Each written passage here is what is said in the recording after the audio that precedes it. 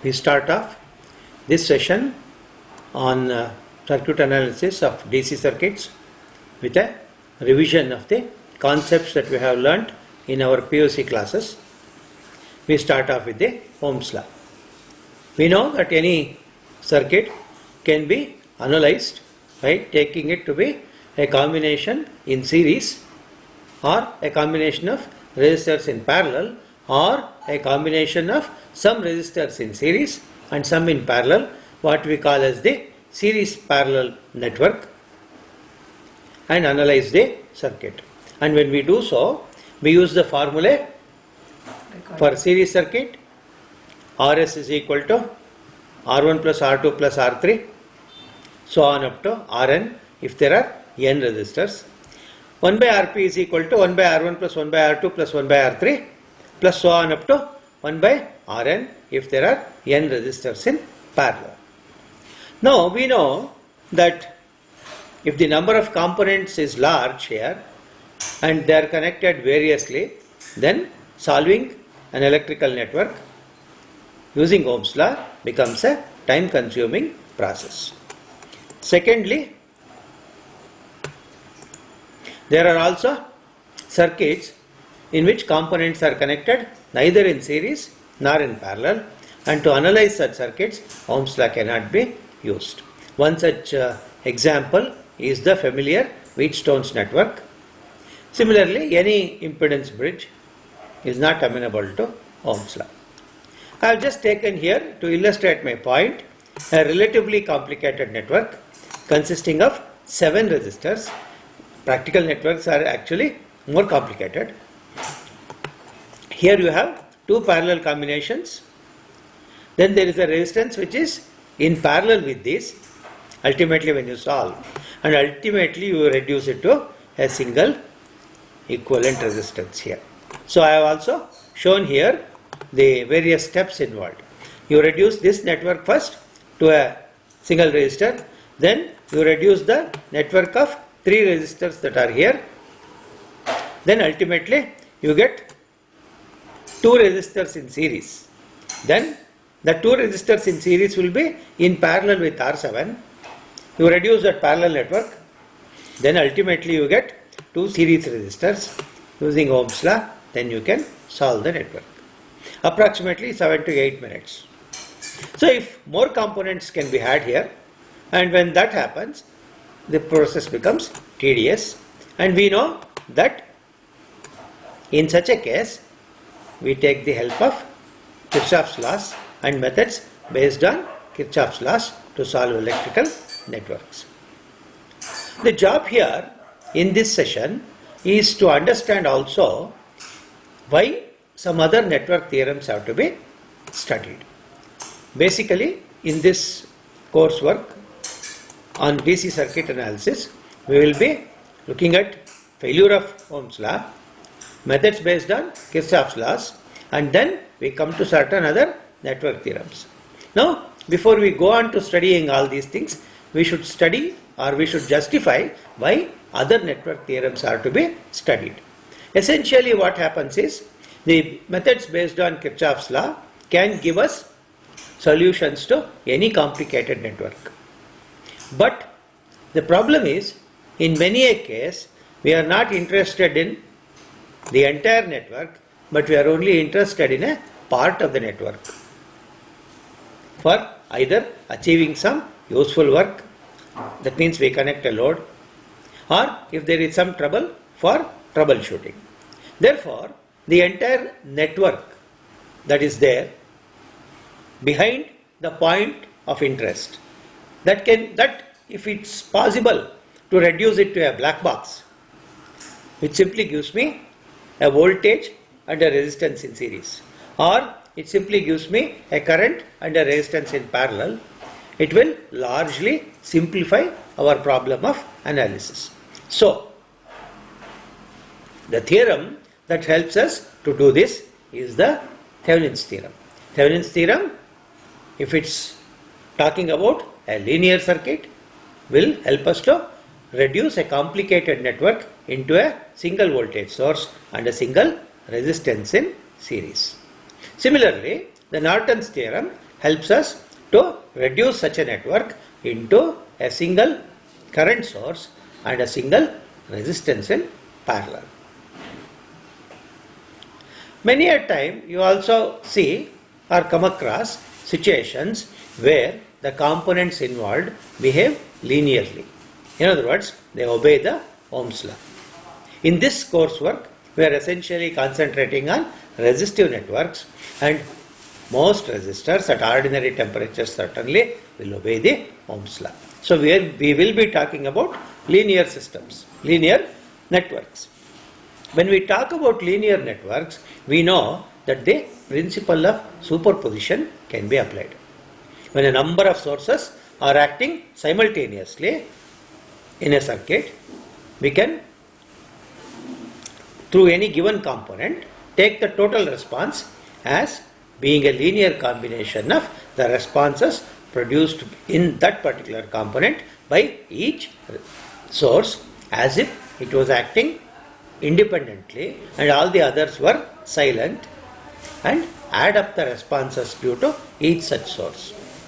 So, such a facility is provided to us in this context by the superposition theorem.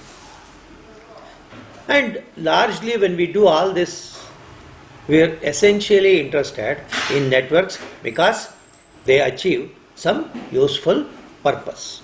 For example, whatever the large electrical systems built to transfer power to our houses, we are not interested in what the whole system is doing, but in any one place in our house. If you want to run a fan, run a geyser or whatever else, we should be able to do it. And when we want to do it, we would like to see under what conditions from the source power to the load will be delivered maximum. So, we are also interested in the maximum power transfer theorem. So, these are some of the motivations why we study network theorems.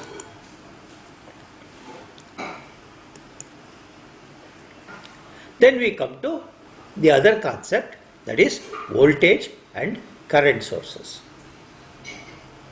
All circuits are powered by energy sources. Then why is it that we call sources as voltage sources and current sources? That is the next question that we can pose. Now, if you know that every source has an internal resistance, suppose the internal resistance is small, then the power supply behaves in a particular way in relation to the load if the internal resistance is small. If the internal resistance is large with respect to the load that we connect, then it behaves in a different way. Before we discuss, we simply define the voltage source. A voltage source, in particular an ideal voltage source, can be considered as a two-terminal device which supplies constant voltage across the load terminals independent of the current that is drawn from it. Essentially, your supply provides you with a voltage rating and a current rating. You are not generally not expected to exceed these in practice. But here, An ideal source will be supplying you constant voltage irrespective of the changes in current. That is the expectation. Of course, when I say this, it is obvious to you that a practical source will behave slightly differently. Now, when this is the ideal source behavior, constant voltage across the load terminals irrespective of the load current, then how does it look graphically? That is one aspect we want to know. Secondly, when I talk of an ideal source, obviously there is need to talk about a practical source. How does a practical source differ from an ideal source? As I told you, all practical sources will have a finite internal resistance. It may be small, it may be large, but it has a number to it. It is not zero, it is not infinite. So, because of that, what happens? If you recall your Ohm's law, the net current supplied to any circuit is voltage supplied divided by total resistance. The total resistance component will consist of at least the internal resistance Ri and the load. When that happens, E, the applied voltage, is equal to I into RL, which is the voltage across the load. You often call it as the terminal voltage, and there is a small voltage drop across the internal resistance. Now what happens if the internal resistance is large compared to the load resistance? Then a larger part of the voltage will drop across the internal resistance. The terminal PD, which is the useful voltage across the component we want to run, device that we want to run, that will be small. If you draw further more current, the voltage drop across internal resistance will be large. Therefore, what happens for a practical source, if you observe either with increasing current or in the case of a primary chemical cell with usage, that is time, the output voltage tends to fall. So, this is the difference between the behavior of an ideal voltage source and a practical voltage source. An ideal voltage source has zero resistance, therefore whatever may be the current drawn from it, all the output voltage, all the source voltage rather, falls across the load, therefore there is no change in the load voltage or terminal voltage. In a practical source, because of the internal resistance, some voltage drop is there across the internal resistance. In relation to the load, if the internal resistance is large, then the terminal PD will be smaller. And in a chemical cell with use, as you know, the internal resistance will increase. Therefore, the terminal voltage continues to fall. Now, we come to the graphical representation of various sources. This is the ideal source, has no resistance, therefore simply a battery. As you can see, what is the characteristic? With respect to current drawn or with respect to the time of usage, you will find that the output voltage remains constant, it does not change. So, when such a thing happens, this is we call this as the ideal behavior. Here we come to the practical voltage source. The practical voltage source has a finite internal resistance, therefore I have represented it by a resistor here. So, the battery, ideal voltage source plus a resistance in series, you can always or you should always take these two things together for a practical source. What is the output voltage? It will be the voltage across AB, which will be the source voltage V minus a small voltage drop IR. And if you look at the graph, then this will be the nature of the graph. As you can see, with respect to load current increasing, the output voltage tends to fall.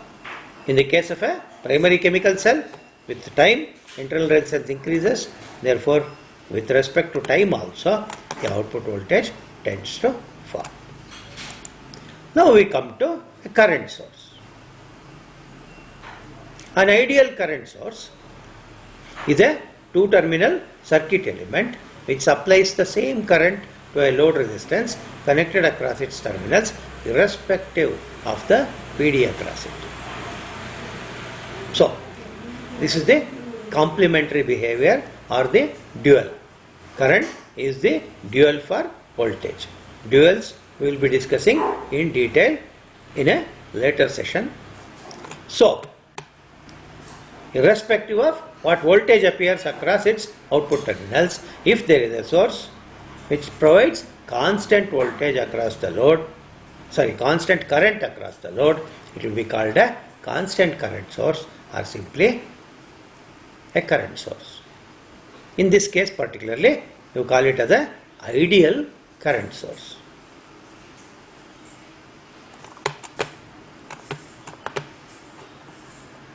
Ideal current sources, they have to have infinite resistance, because how do you connect any load to a current source? You connect the load across the current source terminals. So there is a load resistance. If there is any other resistance of the circuit, then you usually take it parallel. Then what happens? The internal resistance of the source and the load, they come in parallel. Because I am talking about a current source, there are two resistors in parallel, current divides, therefore the current across the load can change. Therefore, an ideal current source must have an infinite resistance. Most current sources happen to have a finite resistance. Therefore, what happens? They tend to give you an output which is not constant, either with respect to what happens at the what happens to the voltage at the output terminals, or the time of use. So, therefore, a practical voltage source we represent by a ideal current source and a finite resistance in parallel. The two symbolic representations, I have given them here. This is the ideal current source. No resistance, infinite resistance. Therefore, there is no point in connecting anything in parallel. So, with respect to time, you find that an ideal current source has a constant current output. In a practical current source, we find that we have to represent it with a resistance in parallel. Now, if you imagine you are connecting a load across the AB terminals, the load terminals, this Ri, the internal resistance of the source, and RL, they will become parallel. Therefore, a parallel combination of resistors will be a current divider. Therefore, the source current divides into two parts, only a fraction, small or large, depending upon the relative values of the two resistances that will appear across the output. That will be the current supplied to the load. Now, this is a graph representing the ideal source behavior, ideal current source behavior.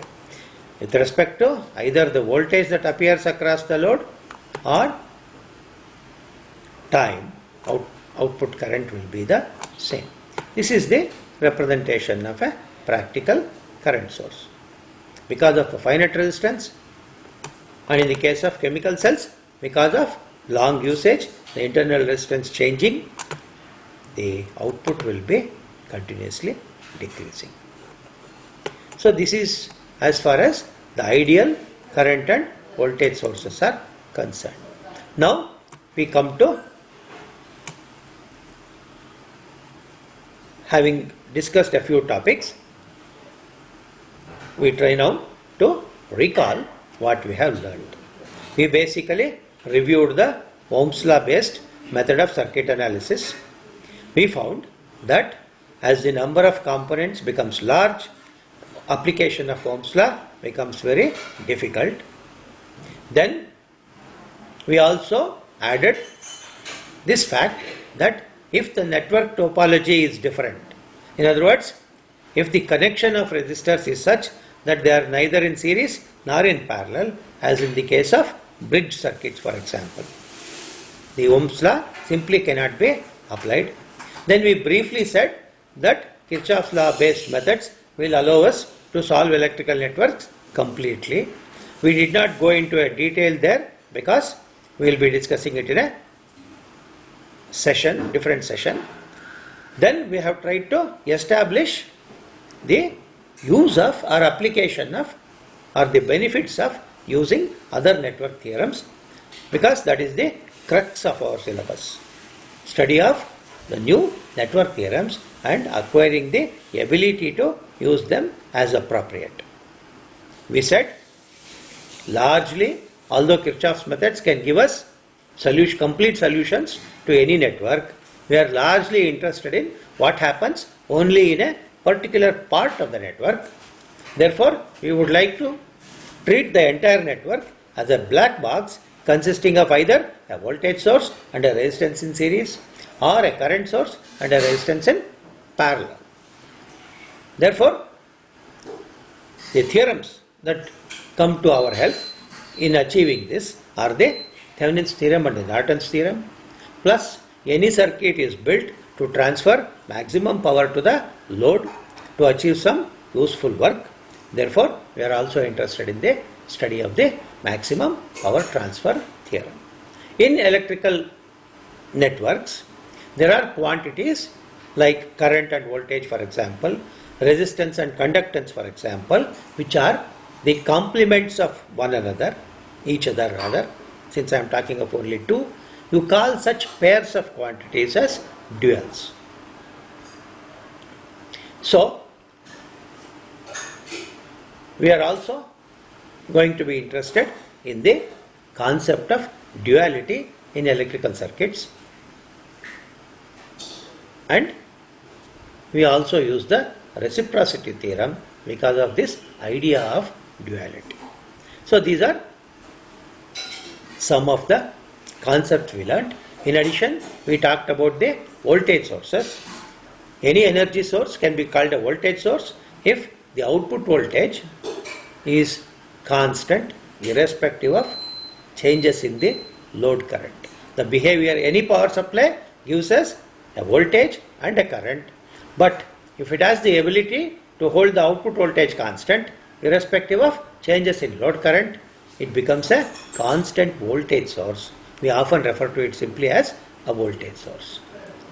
In some situations, particularly when the internal resistance of the source is large and the resistance of the load or the load resistance is small, the supply will behave in such a way that whatever is the output voltage appearing across the load terminals, the current that it supplies to the load will become a constant. Such a source is called a constant current source. We can also simply call it as an ideal current source. We have also seen how ideal sources differ from practical sources.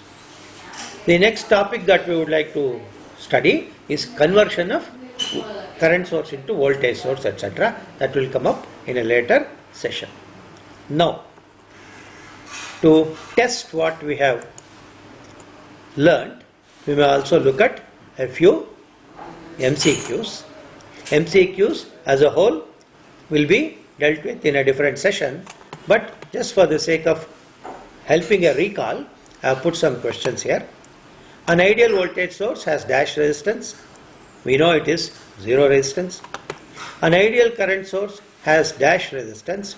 An ideal current source should have an infinite resistance so that all the current that it can supply goes to the load. A practical voltage source and a practical current source are immutable, interchangeable, always ideal, none of these. A practical voltage source and a current source, immutable means they can't be interchanged, but they can always be interchanged. There are methods for it, so we should adopt this solution. Although this is slightly ahead of our syllabus, I have included this with a view about the final examination. Now, the reciprocal of resistance is. In this network theorems, we will also be discussing duals. For a resistor, resistance, conductance is the dual. For reactance, susceptance is the dual. For impedance, admittance is the dual. So just to recall that idea, just to be able to recall that idea with a view to again the final examination, I have brought it here. The reciprocal of resistance is conductance. Then, in a Wheatstone's network, the condition for balance will not be altered if A. branches are interchanged, B. sources are replaced by a short, C. the battery and the galvanometer are interchanged, D. any of these. This again with a view to help you face such questions in the final examination or in any other competitive examination, not exactly related to the issues that we discussed. If you change the branches, then the ratios of P, Q, RS, as you know, will change. So you may not have it. If the source is replaced by a short circuit, maybe you are not supplying the circuit with any power. If you keep the source on and you short, then the supply may damage. The appropriate answer is, if the battery and the galvanometer are interchanged, there is nothing that's going to happen to the balance of the Wheatstone's network. I have marked the answers in bold. You may keep an eye on them. Now, just before we complete, we also look at sources for further study and reference. The references that I have picked, many others are there.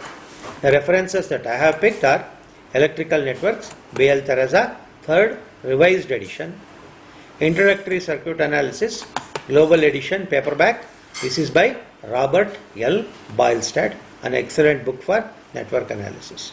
Electrical Networks by Theresa is an excellent book for study of all electrical phenomena, in fact. Then we go to internet-based sources. There are many internet-based sources. Some of the diagrams here I have taken from such sources.